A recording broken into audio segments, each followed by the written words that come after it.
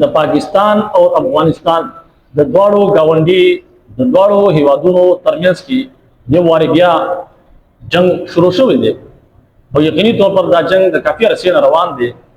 او په دې کې موږ ګورو چې دواړو طرف ته ډېر زیات نقصان شو. تقریبا یو 2 ورځې مخکې باجوړ کې څلور رونه چې هغه د مسافرین راغلي هغه د هغه خوانه چې کوم دی په ماټر ګوله کې دا په کور باندې ماټر ګوله ولګي دا د هغه سره هغه څلور وړه شهیدان شو. او پرون د شپې د پاکستان د طرف نه په کابل ښار باندې چې کوم دی حمله شوې ده او په هغه کې ډېر څه کسان چې کوم دی هغه په حد رسېدلي. بهرحال یو طرف ته موږ وګورو د رمضان مبارک بابرکت میاشت مبارک میاشت هغه میاشت چې د ټولو میاشتو نه چې کوم دی افضل میاشت دا هغه میاشت چې د الله رب العزت په نزد دی امت ته چې کوم دی الله رب العزت تحفه ورکړله د مغفرت میاشت د رحمت میاشت د جهنم نه د خلاصۍ میاشت د معاف کولو میاشت د درگذر کولو میاشت د صبر میاشت. لیکن په دې میاشت کې هم موږ ګورو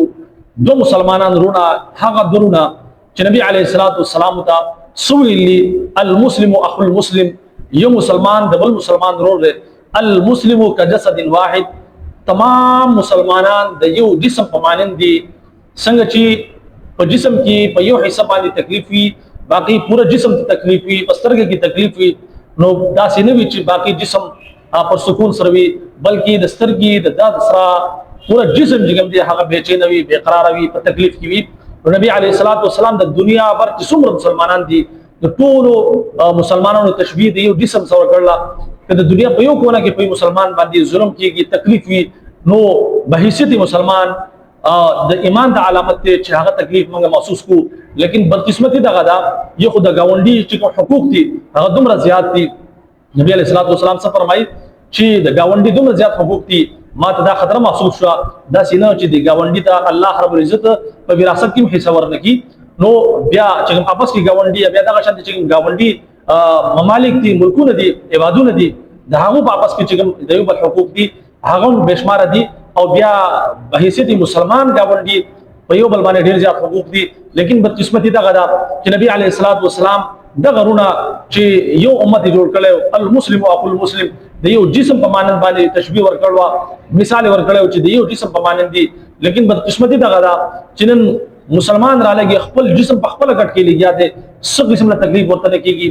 او بیا د رمضان مبارک دا بابرکت میاشت نو یقیني طور پر دواړو طرف ته اور لګېدل عام مسلمانان په کې د دې طرف نو چې کوم دی ناره تکبیر ناره لګي او فایر کیږي ماټر ګولې چې کوم دی هغه ورول کیږي او د هغه طرف ته چې کوم دی ناره تکبیر الله اکبر ناره دي او دواړه چې کوم دی یو بل وجني نو یقیني طور پر انتهایی د افسوس خبره ده. بل طرف ته کوم ګورو ټول کفر هغه متحد شو د مسلمانانو ته لیکن بدقسمتی دغه ده چې نن سبا مسلمان را لګي هغه بل مسلمان وجني نو یقیني طور پر په دې حواله سره به دومره خبرو کم چې ټول ملکونو ته ټول هیوادونو ته د پاکستان هیواد ته هم زما دا درخواست ده دا ریکویسټ ده چې د خدای لپاره د بل ملک چې کوم دی خود مختاری ده هغه نه دي چې ټول پګار دا څنګه چې استاد په گاوند کې یو غریب ملک دی یو کمزور ملک دی تراوله کا باغی باندې چې کوم دی پسټم کې واړې ته چړایو کا نو دا څنګه ده او بل طرف چې کوم دی د افغانستان د طرف هم دا چې کوم په دې وخت کې حکومت طالبانو هغه د زما د درخواست چې د خدای لپاره خپل چې کوم ملک ته هغه خلک چې هغه بل ملک ته نقصان رسي یا داسې ګروپونه دي چې هغه د بل ملک خلاف استعماليږي او په کار دا چې تاسو خپل سرزمین هغه د داسې خلکو نو ساتي. د خبرې مقصد دغه دی چې جنگ حل نه دی بلکې آخر کار دومره نقصانات وشي دومره نقصانات بلکاو خلک به په دې کې مړ شي شهیدان بشي دواړو طرف ته مسلمانان لیکن بالآخر چې کوم نتیجه د هغه په مذاکرات باندې راوځي په جنگ باندې چا ملک نه قبضه کړي په جنگ باندې چا فتح حاصل کړي نه دا افغانستان ته روس راغی شل کاله لړاو شو لاړ غرق شو دغه شان امریکا را لاړه غرق شو نو جنگ چې کوم دی دا د مسلې حل نه دی بلکې امریکا او روس دا خو د بار نه غلي خلک وغلاړو لیکن بحیثیت مسلمان او بحیثیت یو گاونډي دا دوه ملکونه د یو بل سره لګیدلي دي زمونږ چې کوم کلتور دی زمونږ چې کوم رسم او رواج دی زمونږ چې کوم مذهب دی هغه یو دی او زمونږ نفع نقصان یو دی ځکه چې په आपस کې بارډر کولاوي آمد و رفت وی تجارت وی نو پدې کې نه صرف د پاکستان فائدہ ده بلکې د افغانستان فائدہ ده نو کچری بند وي په دې کې د افغانستان هم نقصان دی او پاکستان هم نقصان دی. نو د خبرې مقصد دغه دی چې جنگ چې کوم دی هغه حل نه دی بلکې د مذاکراتو په ذریعہ باندې په سنجیدګي سره چې موږ په دې باندې مذاکرات کول پکار دي او هغه خلک چې کوم واقداران دي هغه پکار دي د حوالې سره د سنجیدګي اظهار وکړي. دا سینه چې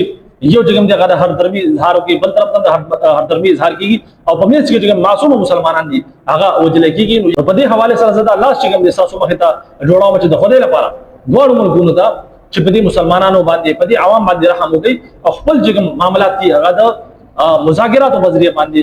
سر ته ورسوي. بهرحال الله رب عزت دعا ده چې الله رب عزت د رمضان مبارک د دې برکت میاش